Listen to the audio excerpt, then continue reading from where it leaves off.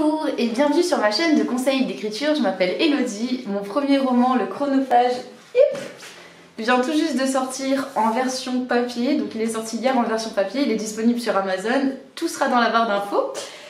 Et donc cette semaine j'ai décidé de te faire... je vais te remettre là-bas.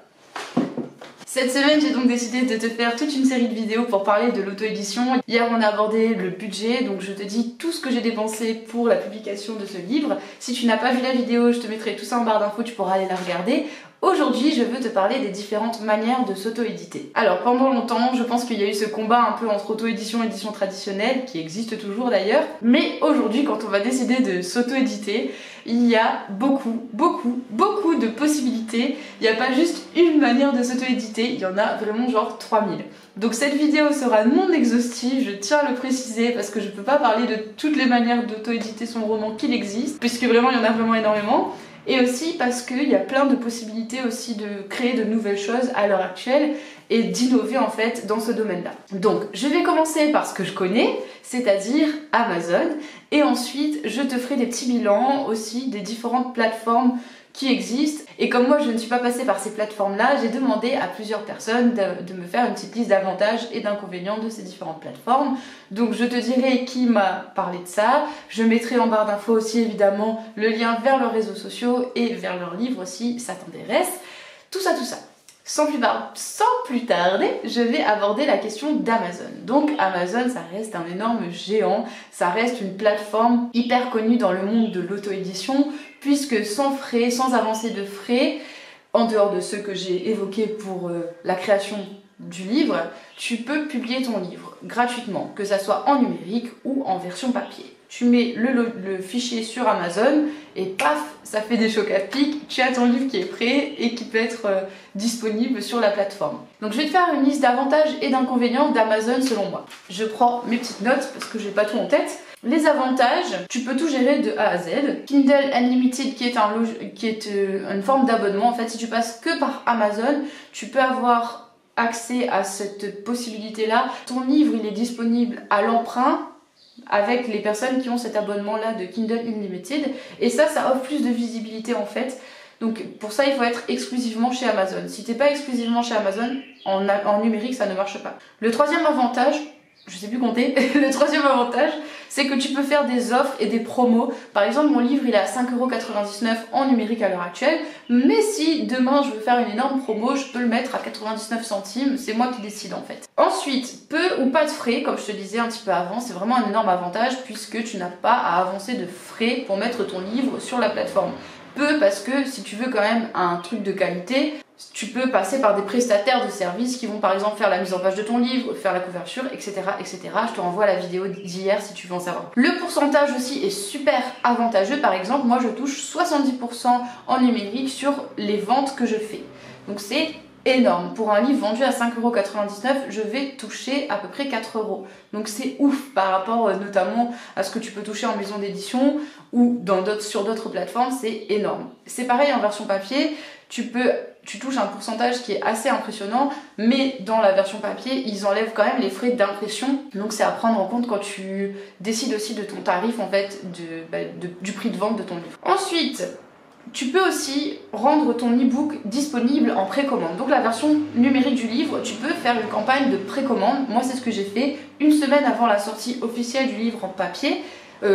N'importe quoi, du livre numérique, j'ai fait une campagne de précommande, donc les gens pouvaient précommander le livre en numérique et dès le jour de la sortie, paf, c'était disponible directement sur leur liseuse, s'ils avaient accès à internet, c'était disponible, c'était téléchargé directement sur leur liseuse. Un autre énorme avantage selon moi, c'est que tu n'as pas de gestion de stock à faire, tu n'as pas besoin de gérer tout ce qui va être stock chez toi et envoi des livres en fait tout simplement, puisque en termes de livre papier par exemple, c'est de l'impression à la demande. Imagine toi, tu vas commander mon livre demain sur Amazon ou aujourd'hui, tu vas cliquer sur acheter et donc le livre va être fabriqué pour toi. Et donc il va être envoyé directement. Moi, je m'en charge de rien là-dedans en fait. Et ça, c'est vraiment un énorme avantage puisque devoir gérer des stocks, etc. et les envois et tout, enfin franchement, il faut vouloir et il faut pouvoir aussi. Ensuite, on va passer du coup aux inconvénients parce qu'évidemment, il y en a. Ton livre ne sera pas en librairie, sauf si tu démarches les librairies. Pas toutes les librairies accepteront d'ailleurs de mettre tes livres qui sont des livres d'Amazon dans leur librairie. Donc ça, c'est à prendre en considération. Et ensuite, un autre inconvénient pour moi qui quand même reste quelque chose dont il faut parler, c'est que tu soutiens un géant qui a quand même un énorme monopole de plus en plus, qui écrase aussi les petites librairies, qui écrase les éditeurs, etc. etc. Donc, éthiquement parlant, je sais qu'Amazon pose énormément de questions. Donc ça dépend aussi de ton point de vue éthique sur la question, notamment. Un autre énorme inconvénient, c'est que c'est pas forcément disponible partout dans le monde et que ça dépend aussi des zones géographiques. Je vais t'expliquer un petit peu mes aventures avec Amazon. Comme tu sais, j'habite à La Réunion. Donc, La Réunion est une île française. Je le précise, je le dis comme ça, c'est une île française.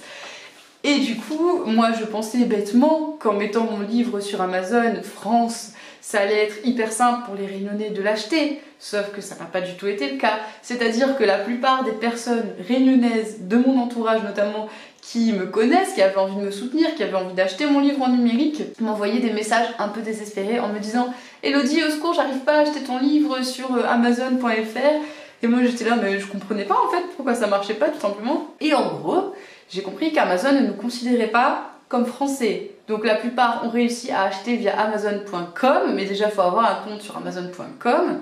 Et en plus, ce livre est en dollars, c'est ridicule.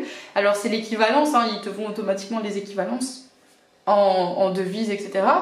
Mais c'est quand même incroyable. Pareil, pour l'épreuve papier, j'ai galéré, ils voulaient pas me l'envoyer à La Réunion, donc j'ai dû passer par des amis, comme je te disais dans la vidéo d'hier, tout ça. Je sais toujours pas d'ailleurs si je vais pouvoir commander directement des épreuves auteurs pour moi, pour ensuite les revendre à mes proches notamment, etc. Je sais pas si Amazon va vouloir livrer à La Réunion, que ça soit pour moi ou pour les gens qui vont commander directement sur Amazon depuis La Réunion, je sais pas s'ils vont pouvoir les livrer. Et ça, c'est un gros inconvénient pour moi. J'avais pas pris ça du tout en considération, j'avais pas pris ça en compte parce que je pensais tout simplement qu'ils étaient assez intelligents pour savoir qu'on était français. Donc voilà, gros inconvénient, et c'est pas seulement La Réunion. Hein. Quelqu'un d'une autre île qui a essayé, une île française, qui a essayé de l'acheter, qui a pas pu. Donc c'est pas que La Réunion, c'est les îles françaises en général, je pense qu'on n'est pas du tout considéré comme français. C'est une autre question, c'est un autre problème. Dernier inconvénient, il n'y a pas par contre de précommande papier. Donc tu peux faire que des précommandes en numérique, mais pas de précommande papier. Donc le livre pour moi, de mon côté, il est disponible depuis hier en version papier. Donc tu peux l'acheter sur Amazon. Voilà pour ce qui est d'Amazon de mon côté. Sachant que je vais te mettre plein de ressources en barre d'infos, avec notamment un article d'une autrice qui a essayé plein de plateformes d'auto-édition différentes et qui a listé les avantages et les inconvénients de ces plateformes là, c'est super intéressant. Je te mettrai aussi en barre d'infos la vidéo d'Ethan qui a publié une vidéo où il liste une série de 15 questions à se poser avant de choisir la plateforme d'auto-édition qu'on veut choisir. Ok, maintenant je vais prendre mon petit téléphone puisque j'ai demandé aux gens d'Instagram notamment de me faire une petite liste d'avantages et d'inconvénients sur les différentes plateformes et différentes manières de s'auto-éditer. Donc la deuxième manière de s'auto-éditer dont on va parler, c'est en faisant une campagne de crowdfunding. Je t'en ai parlé rapidement dans la vidéo hier. Donc c'est une campagne qui permet de financer en amont les frais que tu vas devoir débourser pour la campagne, pour la sortie de ton livre. Donc c'est Lucille Chaponnet, auteure, je te mettrai son Instagram dans la barre d'infos, qui a accepté de me livrer aussi les avantages et les inconvénients selon elle de passer par une campagne de crowdfunding, notamment une campagne Ulule. Donc elle a sorti son premier livre, La Cité des Sangs Purs, en version numérique et papier sur Amazon, sans passer par campagne Ulule. Et là, elle est en train de lancer la sortie de son tome 2, et cette fois-ci, elle est passée par le financement participatif en faisant une campagne Ulule. Donc comment ça se passe une campagne Ulule? Comme je te le disais hier, tu fixes un prix, tu fixes des paliers, tu fixes un prix à atteindre, tu fixes des paliers aussi, et tu fixes des contreparties. Par exemple, si tu payes 10 € ou 15 €, tu vas avoir le livre dédicacé plus un marque-page. Je dis n'importe quoi. Si tu payes 25 €, tu vas avoir le livre dédicacé, un marque-page et un goodies. Ça peut être un porte-clés, ce genre de choses. Tout ça.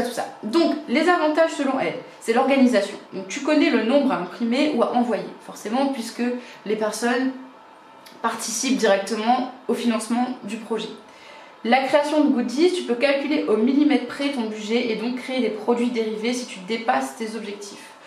En fait, tu peux fixer des paliers, par exemple 3 000 €, et si tu dépasses ce palier-là, si genre en une semaine, ton projet est financé à 3 000 €, tu peux éventuellement décider, si ça dépasse, de créer de nouveaux goodies, par exemple, avec l'argent qui reste encore, quoi, qui continue à monter, on va dire. Troisième avantage selon elle, c'est de toucher un nouveau public, parce qu'apparemment, il y a des gens qui se promènent sur le site Ulule et qui vont regarder un petit peu les campagnes et donc vont financer des trucs qui les intéressent. Donc ça peut toucher un autre public que celui d'Amazon ou que celui du Bookstagram notamment, qui est un peu le milieu de l'authorgram. Je sais pas comment on dit la communauté d'auteurs sur Instagram, bref. Quatrièmement, alors ça donne de la visibilité parce que effectivement, vu que tu vas mettre en avant à chaque fois les paliers, quand les paliers sont atteints, par exemple les 5% sont financés, les 10% on est financé à 10%, à 15, 20 et tout, les gens vont relayer, ceux qui participent vont relayer l'information, etc. Donc c'est vrai que ça donne de la visibilité au projet ou au livre avant même que celui-ci ne soit lancé. Et donc quand il est lancé, il y a déjà une forme de visibilité autour de ce projet ou de ce livre. Un autre avantage, c'est que c'est facile et rapide selon elle. Donc c'est hyper facile apparemment de monter sa campagne Ulule et il y a un accompagnateur tout le long de la campagne Ulule. Donc ça c'est vraiment très très chouette, t'es pas livré tout seul avec ton truc. Et dernier avantage, ça peut être un vrai tremplin selon elle pour les créateurs, surtout pour les auteurs de BD, de manga et de livres illustrés. C'est vrai que c'est compliqué de passer par une maison d'édition aussi pour faire éditer son livre ou sa BD. Et aussi que ça a des coûts qui sont pas négligeables, donc c'est vrai que j'imagine bien qu'une campagne Ulule ça peut être hyper intéressant pour ça. Les inconvénients, c'est l'organisation. Donc c'est à toi de tout gérer de A à Z, la campagne, etc. etc. L'impression, la création des visuels, les goodies, tout, c'est une organisation énorme, j'imagine même pas à quel point ça doit être beaucoup d'organisation. La communication aussi, c'est beaucoup de communication, effectivement, si tu veux que ta campagne ait une visibilité, si tu veux que ça fonctionne, il faut quand même il faut être là en termes de communication, quoi. La conséquence des deux précédents, c'est que c'est hyper chronophage. Pardon. Donc c'est hyper chronophage, ça prend énormément de temps aussi, parce qu'il faut bien préparer la campagne, et aussi la pré-campagne, les envois, etc., etc. Ça demande énormément de temps. Et aussi, ah oui, non négligeable je pense, les 8% Ulule. Donc Ulule prend 8% de tes gains de campagne. Et donc ça, il faut prendre en compte aussi quand tu fais ton budget, quand tu décides de lancer ta campagne, il faut prendre en compte qu'il va y avoir 8% qui va partir pour Ulule. Voilà, donc merci à Lucille pour son temps et pour m'avoir donné aussi les avantages et les inconvénients de la publication à travers une plateforme de crowdfunding. Donc ça c'est une des possibilités en auto-édition. D'autres possibilités, ça va être notamment de passer par des plateformes de publication. Alors, il y a différents types de plateformes qui existent, je ne vais pas toutes les énumérer ici. Je te mettrai en barre d'infos des liens vers des sites qui référencent aussi les différentes plateformes. Je vais te parler de deux plateformes notamment dont j'ai entendu parler, Publishroom et Librinova. Ces deux-là, pareil, comme pour la campagne Ulule, j'ai demandé à des personnes. Donc pour Publishroom, j'ai demandé à Aurore Paliel, qui est une autrice réunionnaise, une jeune autrice qui a sorti son livre il n'y a pas longtemps, qui s'appelle Interférence. Pareil, je mettrai le lien de ses réseaux sociaux et de son livre en barre d'infos. Je suis particulièrement heureuse d'avoir échangé avec Aurore puisqu'elle est aussi réunionnaise. Elle est donc passée par Publishroom. Les plus selon elle et les avantages de Publishroom, c'est qu'ils sélectionnent les manuscrits après passage en comité de lecture. Donc effectivement, contrairement à certaines plateformes, tu as quand même une présélection et du coup ça permet de montrer aussi qu'il y a un peu plus de sérieux, que pas tout est susceptible d'être auto-édité, parce que c'est souvent ce qu'on reproche à l'auto-édition, c'est que c'est de mauvaise qualité, c'est que voilà, l'auteur il fait n'importe quoi, il a juste écrit un livre avec ses pieds et il l'a publié sur Amazon par exemple, sans relire, etc. Et donc ça fait une mauvaise pub aux auteurs auto-édités sérieux. Donc Publishroom, au moins ça permet d'avoir quand même l'avis d'un comité de lecture. Publishroom travaille avec des professionnels qui connaissent le milieu, donc ils disposent d'une imprimerie, de graphistes, de spécialistes en communication et en publicité. Donc ça c'est vrai que c'est un gros avantage puisque tu as tout le bagage qu'il peut y avoir dans une maison d'édition en passant par l'auto-édition. Alors il y a un véritable contrat de publication stipulant que l'auteur conserve ses droits. Ça c'est super important puisque par exemple quand tu passes par une maison d'édition, tu cèdes tes droits d'auteur. Ensuite, il y a une promesse éditoriale écrite sur le contrat. Donc Publishroom a une maison d'édition à compte d'auteur. Cette maison d'édition s'engage à proposer un contrat des 500 ventes cumulées sur 24 mois. Donc à partir du moment où tu as 500 ventes cumulées sur 2 ans, Publishroom peut te proposer un contrat d'édition. Et donc Publishroom travaille aussi avec un diffuseur papier et un diffuseur numérique. Donc ça te permet d'avoir ton livre disponible plus largement aussi sur différentes plateformes et pas juste sur Amazon par exemple. Donc son livre numérique est disponible sur plus de 1000 librairies numériques en fait. Donc ça c'est super intéressant parce qu'il n'y a pas que Amazon, il y a différentes librairies numériques, par exemple Kobo pour la Fnac, etc. etc. Je ne les connais pas toutes, mais disons qu'il y en a plusieurs, donc ça c'est hyper intéressant. Et si tu décides de passer aussi par leur réseau de diffusion papier, tu perds aussi pas mal en termes de droits d'auteur, c'est-à-dire que sur un livre qui va être à 19 €, tu vas toucher beaucoup moins par vente parce qu'il va falloir compter le distributeur, il va falloir compter la librairie, etc. etc. Donc elle disait par exemple, ça fait 98% du prix du livre, donc il reste 2% pour l'auteur. Voilà, par vente de livre. Les moins, c'est le prix des prestations. Chaque prestation est facturée, que ce soit la couverture, la mise en page, la correction, tout est facturé. La correction est faite par le logiciel Antidote et non par un correcteur humain. Donc une personne valide ou invalide donc les corrections du texte sans pour autant lire ce qu'on a écrit. Donc ça veut dire que même si la personne corrige entre guillemets mais qu'elle ne fait que passer par Antidote, elle par exemple elle dit qu'elle a retrouvé quand même 243 fautes après la correction par le logiciel. Forcément c'est un logiciel, ce n'est pas un être humain, donc il a aussi ses petites failles on va dire. La dernière plateforme dont je voudrais te parler, c'est Librinova, qui est une plateforme dont j'avais beaucoup entendu parler puisqu'elle fait pas mal de publicité. J'avais vu des vidéos de Librinova sur YouTube, j'ai regardé pas mal leur site internet, etc. etc. Et du coup, j'étais hyper curieuse aussi d'avoir l'avis de personnes qui étaient passées par Librinova. J'ai fait un appel à témoignage sur Instagram. Merci à ceux qui ont répondu. J'ai eu pas mal de réponses par rapport à Librinova, donc merci.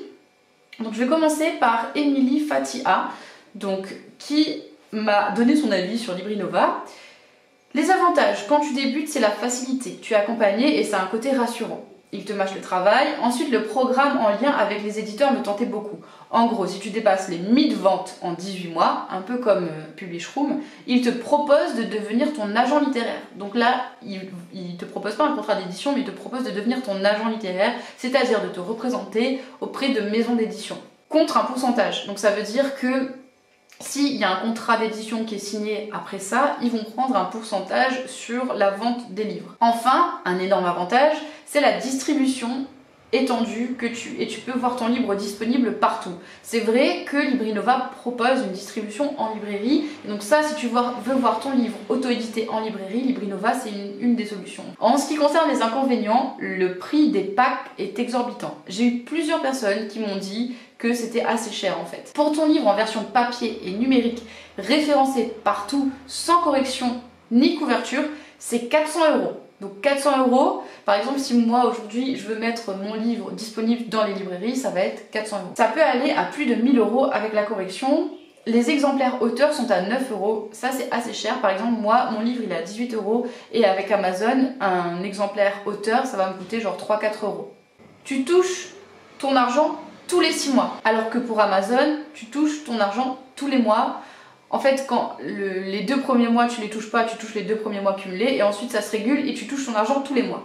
Un autre énorme désavantage qui a été souligné notamment par Marie-Sarah, c'est qu'il faut payer pour avoir accès au nombre de ventes. Donc tu peux pas savoir combien de ventes tu as fait si tu ne payes pas.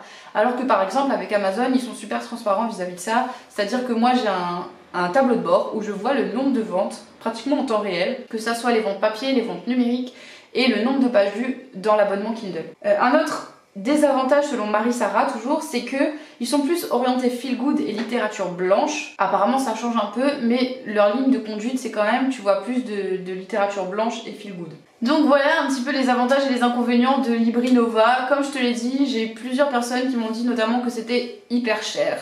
Mais le plus gros avantage, ça reste la distribution large sur les librairies en fait. Il y a d'autres plateformes qui existent, je ne pouvais pas faire une liste exhaustive. Comme je te l'ai dit, je te mettrai en barre d'infos des liens vers des blogs et des articles de blog et des vidéos qui en parlent. Donc notamment un article de blog qui est super intéressant de, comment ça s'appelle déjà, Ninon Amé, donc qui est passé par Librinova, qui est passé par Amazon, qui est passé par plein de plateformes différentes, et donc elle a un article où elle référence un petit peu les avantages et les inconvénients des différentes plateformes. Donc voilà, prends le temps de choisir la manière dont tu veux auto-éditer ton livre, prends le temps de prendre en compte les avantages et les inconvénients de chaque plateforme, le budget que ça va te demander, l'intérêt vraiment que ça va avoir pour toi, ce que tu veux faire, ce que tu ne veux pas faire, en termes d'éthique, en termes de budget, etc. etc. C'est super important. Voilà, c'était super long, j'espère que c'était pas trop confus. En tout cas, on se retrouve demain pour une nouvelle vidéo où on parlera marketing et des choses que tu peux mettre en place pour lancer ton livre. Si cette vidéo t'a plu, n'hésite pas à mettre un pouce bleu, à la partager sur les réseaux, à t'abonner à la chaîne pour ne pas rater la vidéo de demain. On se dit à demain pour une nouvelle vidéo. En attendant, prends soin de toi et écris bien.